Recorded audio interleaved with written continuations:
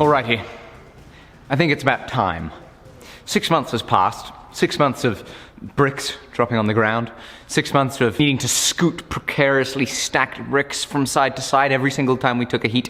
6 months of relentless abuse from commenters just like yourselves, asking such questions as, where are the forged doors? You don't know what torment that type of question plays on a man's soul when he knows the only reason there are no forged doors are his own stupidity. That's right, the only reason that we haven't had forged doors, and we've been fighting that thing for the last 6 months, is I make a whole lot of mistakes. I tend to make about 3 to 6 every single day, and when we were building this forge, one of those mistakes was finishing it while having completely forgotten the step of putting doors on it. It was pretty ridiculous because right after we finished painting it, that's when we remembered. We've been fighting bricks ever since, and today we're gonna get started trying to find ourselves a solution and improving on the forge with some forge doors. Thank you for joining us. Let's thank today's sponsor first, which is Raid Shadow Legends. At this point, you've probably heard about Raid everywhere, but there is good reason for it. Raid is ranked as one of the top 3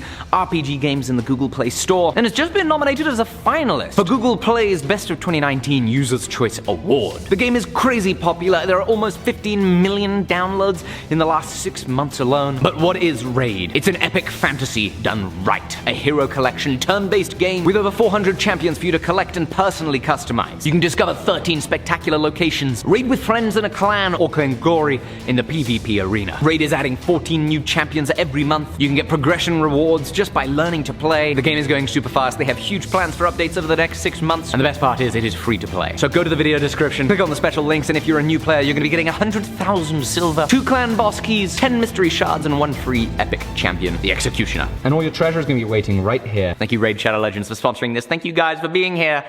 Let's go ahead and talk about the doors. So naturally, the forge doors are gonna require some thinking. I wanna first look at what it is that we need from some forge doors. And what it is that we need is we need a way to be able to close off the forge and be able to easily open up a door to allow us to get into the forge to place an item in. We also need not only to be able to place items in easily, but pull items out easily, which means the doors need to be able to stop at certain levels depending on what we're working on. I don't want the doors to seal all the way though, because if you do that with a forge, you're then going to build a whole load of carbon monoxide gas, which is poisonous and does not smell. And so it would be a very unfortunate way to go because you wouldn't know you were going. I'm frequently coming up to the forge with both hands busy. So what I don't want to have to do is take one hand to pull a handle to open up a forge door, and then only be able to use one hand to get stuff in and out. It wants to be something where we can either push a forge door up, pull something out, or something where we can use our feet to actuate the door. We've always got feet free every time we're at the forge, so I like that idea. You know, some sort of pedal. But I could also see having a forge that's balanced in such a way that we can move it where we want by pushing on an arm with, say, a pair of tongs, and it holding its position there.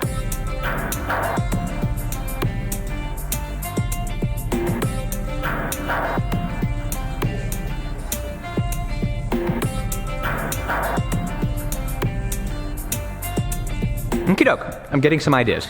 I'm gonna pass on the pivoting door.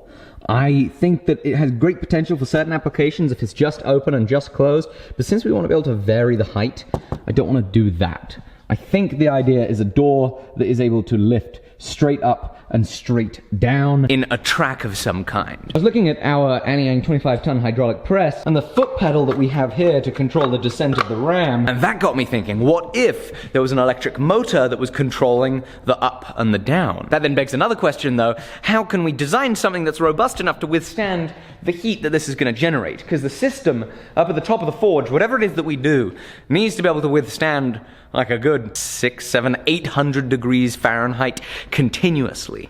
So I don't think I'm going to be able to put any electric cables up at the top. Definitely not going to be able to put any motors up there. Get this for an idea, Will. Right, so I'm thinking about the forge doors. Thinking about how we want to make this work. What about using stepper motors? Stepper motors?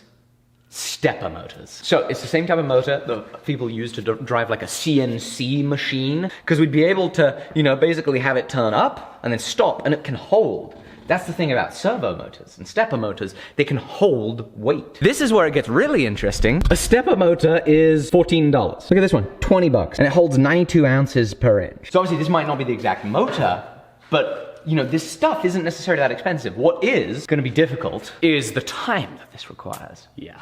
But you know what would be awesome? What? Having the most awesome forge there is, because your forge is controlled by a supercomputer.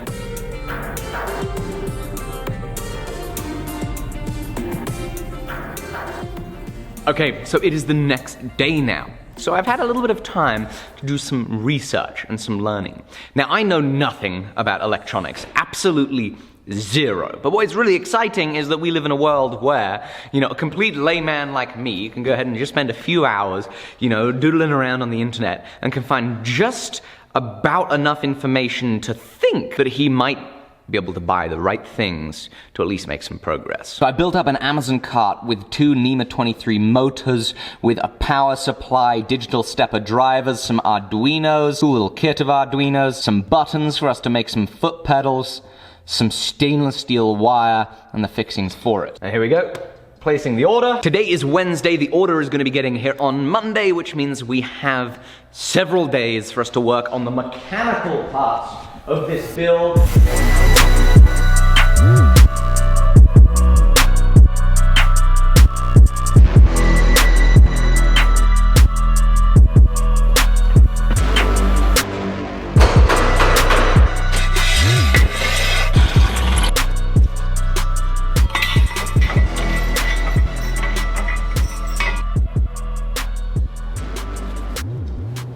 I am having a fantastic time. I am loving this mental puzzle of trying to, you know, take a concept and then actually put it down on paper. And I don't do enough of this, and I sorely regret it. Now, the way that I initially thought this was gonna work,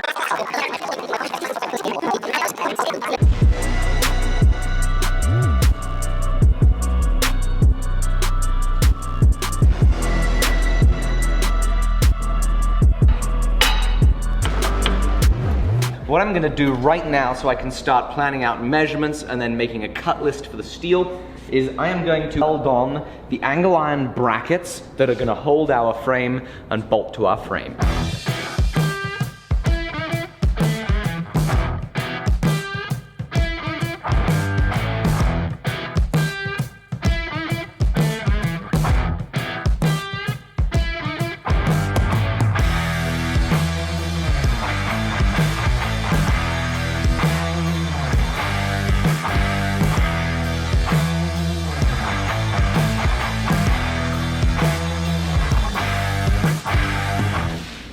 You ready for the plan, Will? I'm so ready, you wouldn't even believe how ready I am. Right, so check this out. Oh my god. I build a frame, okay? And then we have our forge door right here. It is attached to a piece of pipe that's running inside another piece of pipe where there is then the pulley and the wire then coming down. This is achieved because I want to avoid heat damaging the mechanism and any binding happening. Alrighty, it's the next morning. It's a fine one indeed. We're gonna go steel shopping.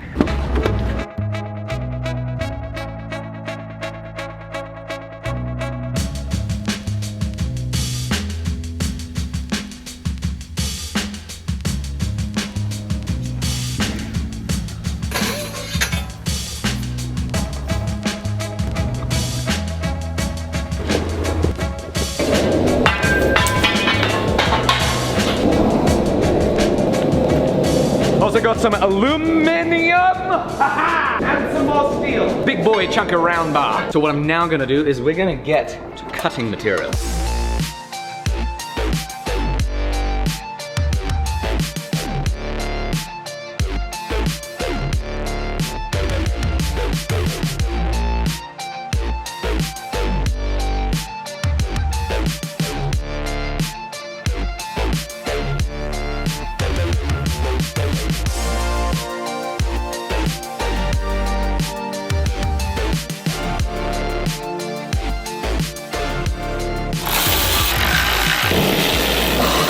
Okay, we got the frame tacked together, bolted onto the forge. We're now gonna finish welding it up. Let's now move on to the doors themselves.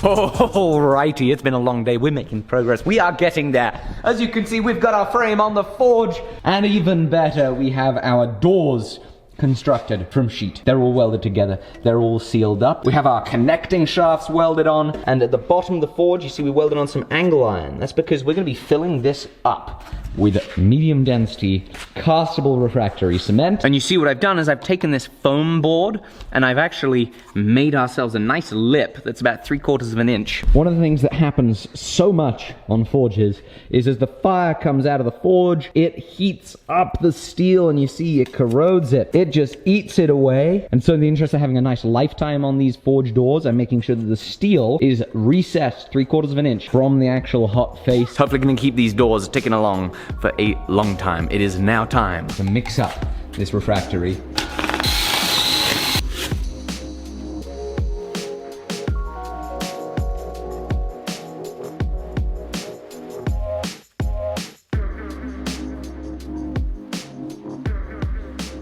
Alrighty everybody, it is the next morning. These things are pretty solid. We started off this video with no idea what the forge doors would look like, and now we have medium density refractory cast. We have a frame ready to go. We have parts ordered for the electronics, and I have so much to learn. I'm thrilled that we could bring you along with this episode. A big thank you goes to Raid Shadow Legends for sponsoring this. The link is down in the description for you to go and get the game. And also guys, in time for Christmas and the holidays, don't forget we have gift cards on the website in case you need to find a gift for a special someone, but you don't quite know what to get them. The gift card's a great option. Thank you everybody so much. See you on the next one. Bye-bye.